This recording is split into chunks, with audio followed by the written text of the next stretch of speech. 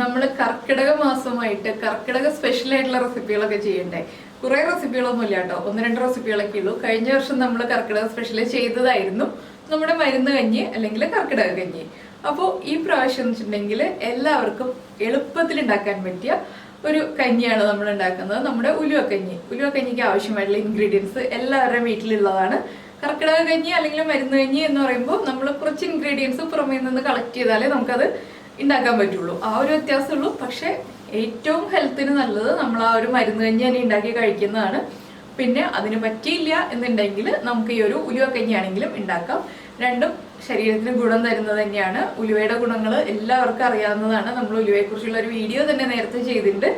അപ്പോൾ അത് കണ്ടിട്ടില്ലെങ്കിൽ അത് കണ്ടു നോക്കും കേട്ടോ. അപ്പോൾ അറിയാം ഉലുവയുടെ ഗുണങ്ങൾ എന്തൊക്കെയാണെന്നുള്ളത്. അതിപ്പോൾ നമ്മൾ പറയുന്നില്ല. അപ്പോൾ ഈ ഒരു കഞ്ഞി കുടിക്കേണ്ട രീതി എങ്ങനെയാണെന്ന് വെച്ചിട്ടുണ്ടെങ്കിൽ, ഒന്നുകിൽ നമ്മൾ 3 ദിവസം കഴിക്കുക, ഇല്ലെങ്കിൽ 7 ദിവസം കഴിക്കുക, ഇല്ലെങ്കിൽ 9 ദിവസം കഴിക്കുക. അല്ലാന്നുണ്ടെങ്കിൽ ഡെയിലി കർക്കിടകം മാസം മുഴുവനും കഴിക്കുക. അങ്ങനെയാണ് നമ്മൾ കഞ്ഞി കഴിക്കേണ്ട രീതി. അത് ഏത് ഔഷധ കഞ്ഞികളാണെങ്കിലും നമ്മളിങ്ങനെ ഈ 3, 7, 9 ദിവസങ്ങളിലാണ് കഴിക്കേണ്ടത്. പിന്നെ ഉണ്ടാക്കാൻ വളരെ എളുപ്പമാണ്. ഡയബറ്റിക് പേഷ്യൻസ് ആണെന്നുണ്ടെങ്കിൽ, അല്ലെങ്കിൽ മധുരം താല്പര്യമില്ലാത്ത ആളുകളൊക്കെ ആണെങ്കിൽ ശർക്കര ഒഴിവാക്കാം. അത് മാത്രമേ ഇതിൽ വ്യത്യാസം വരുത്തേണ്ടതുള്ളൂ. ചെറിയൊരു മധുരമുള്ള രീതിയിലാണ് ഞാനിപ്പോൾ ഇത് ചെയ്യുന്നത്.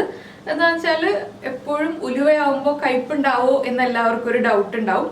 ആ ഒരു പ്രശ്നവും വേണ്ട. എല്ലാവർക്കും ഇഷ്ടത്തോടെ കുടിക്കാൻ പറ്റുക കഞ്ഞി കുടിക്കുമ്പോൾ കഞ്ഞി എൻജോയ് ചെയ്ത് കുടിക്കാൻ പറ്റുന്ന രീതിയിൽ ചെറിയൊരു മധുരം, വളരെ ചെറിയൊരു മധുരം ഉണ്ടാവുള്ളൂ. അധികം മധുരം ഉണ്ടാവില്ല. ആ രീതിയിൽ പിന്നെ കൂടുതൽ മധുരം വേണം. ഒരു പായസത്തിന്റെ ടേസ്റ്റ് ഒക്കെ വേണമെന്നുണ്ടെങ്കിൽ നെയ്യ് ചേർക്കാം, ഏലക്കപ്പൊടി ചേർക്കാം, ശർക്കരയുടെ അളവ് കൂട്ടാം. അങ്ങനെയും നമുക്ക് കഞ്ഞി ഉണ്ടാക്കാം, ഇതുപോലെ ഉണ്ടാക്കാം. അപ്പൊ എന്തായാലും എല്ലാവരും കർക്കിടകത്തിൽ ഒരു 3 ദിവസങ്ങളും നമ്മുടെ ആരോഗ്യത്തിന് വേണ്ടി ഒരു ഉലുവക്കഞ്ഞിയൊക്കെ ഉണ്ടാക്കി കഴിക്കാം. അപ്പൊ എങ്ങനെയാണ് ഞാൻ ഉലുവക്കഞ്ഞി ഉണ്ടാക്കുന്ന രീതി എന്ന് ഞാൻ ഇപ്പോൾ കാണിച്ചു തരാം. നമുക്ക് എങ്ങനെയാണെന്ന് നോക്കാം. പിന്നൊരു കാര്യം എന്താണെന്ന് വെച്ചാല്, നമ്മുടെ കർക്കിടക കഞ്ഞി 1 വർഷം മുന്നേ ചെയ്ത റെസിപ്പിയാണ്. അപ്പോൾ നിങ്ങളിപ്പോൾ നോക്കിയപ്പോൾ കിട്ടിയില്ല എന്നുണ്ടെങ്കിൽ ഈ വീഡിയോയുടെ സ്ക്രീനിൽ ഉണ്ടാവും കേട്ടോ. കർക്കിടക കഞ്ഞിയുടെ ലിങ്ക് ആ വീഡിയോ ആയിട്ട് തന്നെ ഞാൻ ഇടാം. അപ്പോൾ നോക്കിയെടുക്കാൻ എളുപ്പമായിരിക്കും കർക്കിടക കഞ്ഞി ഉണ്ടാക്കേണ്ട ആളുകൾക്ക്. അപ്പോൾ നമ്മുടെ കർക്കിടക കഞ്ഞിയും ഉലുവക്കഞ്ഞിയും കണ്ടിട്ട് അഭിപ്രായങ്ങളൊക്കെ നമ്മുടെ വീഡിയോയുടെ താഴെ നിന്ന് കമന്റ് ചെയ്യാം.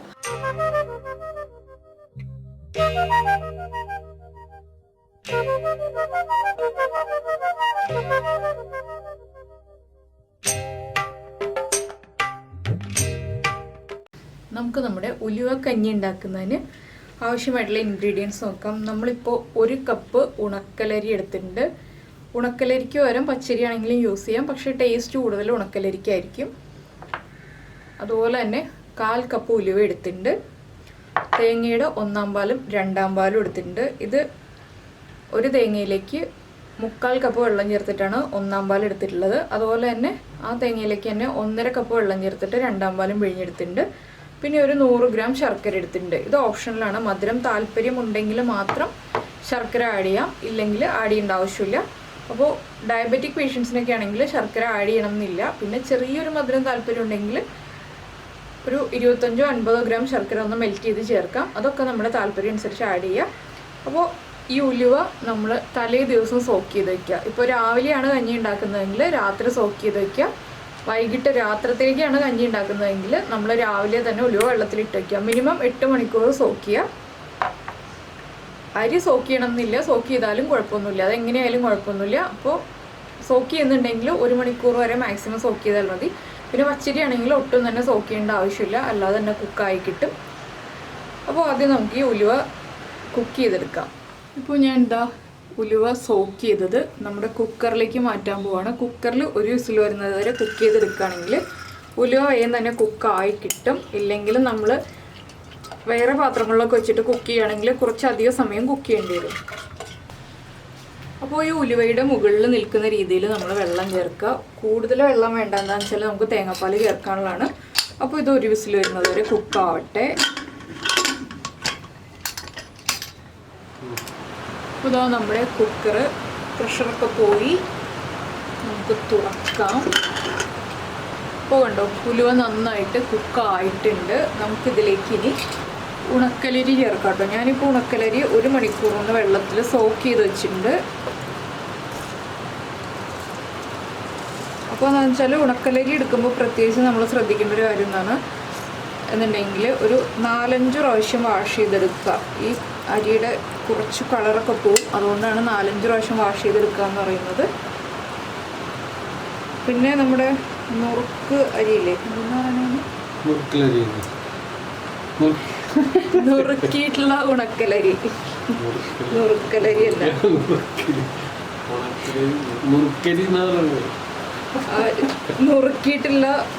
നുറുക്കിയിട്ടുള്ള ഉണക്കലരി ആണെങ്കിലും യൂസ് ചെയ്യാം. അപ്പോൾ അതിന് ഇത്രയും കുക്കിംഗ് ടൈം ഉണ്ടാവില്ല കേട്ടോ, അത് വേഗം തന്നെ കുക്കായി കിട്ടും. അത് പാക്കറ്റിൻ്റെ പുറമെ എഴുതിയിട്ടുണ്ടാവും ബ്രോക്കൺ റൈസ് എന്ന് പറഞ്ഞിട്ട്. ഉണക്കലരിന്ന് ഇതിൻ്റെ പാക്കറ്റിൻ്റെ പുറമെ എഴുതിയിട്ടുണ്ടാവും. ഇനി നമുക്കിതിലേക്ക് തേങ്ങയുടെ 2ാം പാല് ചേർത്തിട്ട് കുക്ക് ചെയ്യാം.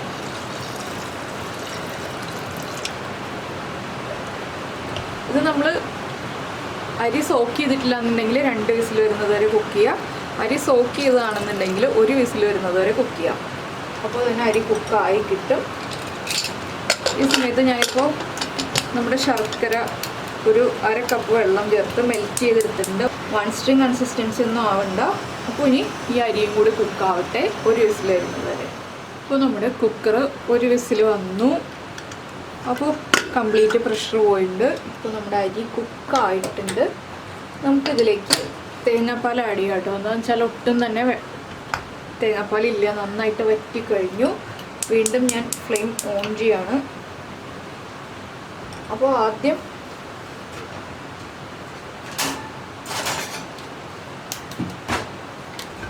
നമ്മൾ റെഡിയാക്കി വെച്ചിരിക്കുന്ന ശർക്കരപ്പാനി ഉണ്ടല്ലോ, ഈ ശർക്കരപ്പാനിയാണ് കേട്ടോ ഞാൻ ഒഴിക്കുന്നത്. അതൊന്ന് അരിച്ചൊഴിക്കുകയാണ്.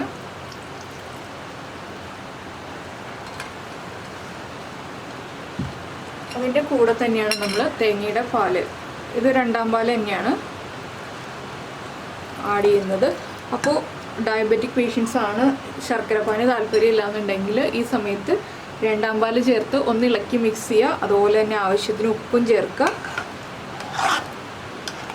അതിനുശേഷം നമുക്ക് ഈ കഞ്ഞി യൂസ് ചെയ്യാം. അപ്പോൾ ഞാനിത് ചെറിയ മധുരത്തിൽ ചെയ്യുന്നത് കൊണ്ടാണ് ഈ ഒരു ശർക്കരപ്പാനി ആഡ് ചെയ്തു എന്നുള്ളത്. 2 രീതിയിലും ചെയ്യാം. ഇനിയിപ്പോൾ നമുക്കിതിലേക്ക് ഒരു പിഞ്ച് ഉപ്പ് ആഡ് ചെയ്യാം കേട്ടോ. മധുരം ഒന്ന് ബാലൻസ് ചെയ്യാൻ വേണ്ടിയിട്ടാണ് നമ്മൾ ഉപ്പ് ആഡ് ചെയ്യുന്നത്. പിന്നെ കഞ്ഞിയുടെ തേങ്ങാപ്പാലിൻ്റെ അളവ് നമുക്ക് എത്ര വേണമെന്ന് വെച്ചിട്ടുണ്ടെങ്കിൽ ആഡ് ചെയ്യാം. ഇതൊന്ന് തിളക്കി അത്രയേ ഉള്ളൂ കേട്ടോ, അധികം കുക്കിംഗ് ടൈമൊന്നും ഇല്ല. ഇനി ഒരു പിഞ്ച് ഉപ്പും ചേർക്കുന്നുണ്ട്. ഒന്നുകൂടി നമുക്ക് ഇളക്കാം.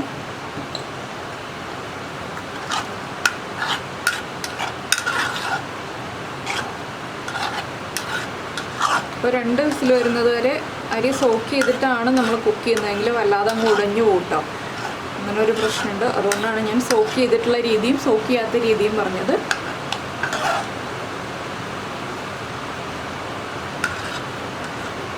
ഇന്നിപ്പോൾ നല്ല മഴയാണ്. മഴയത്ത് വളരെ സുഖമുള്ള കാര്യമാണ് ചൂട് കഞ്ഞി കുടിക്കുക എന്ന് പറയുമ്പോൾ. അത് ഉലുവക്കഞ്ഞിയും കൂടെ ആകുമ്പോൾ പ്രത്യേക സുഖമായിരിക്കും.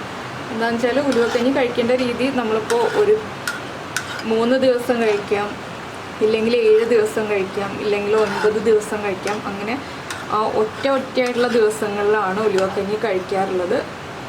ഇതൊന്ന് ശർക്കരപ്പാനി ചേർത്തിട്ട് ഒന്ന് തിളക്കി അത്രയേ ഉള്ളൂ കേട്ടോ.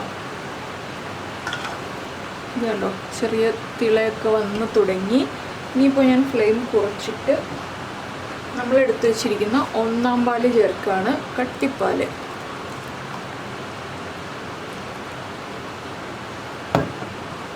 ഒന്നാം പാല് ചേർത്തിട്ട് തിളയ്ക്കേണ്ട ആവശ്യമില്ല. ഒന്ന് ഇളക്കി മിക്സ് ചെയ്യുക.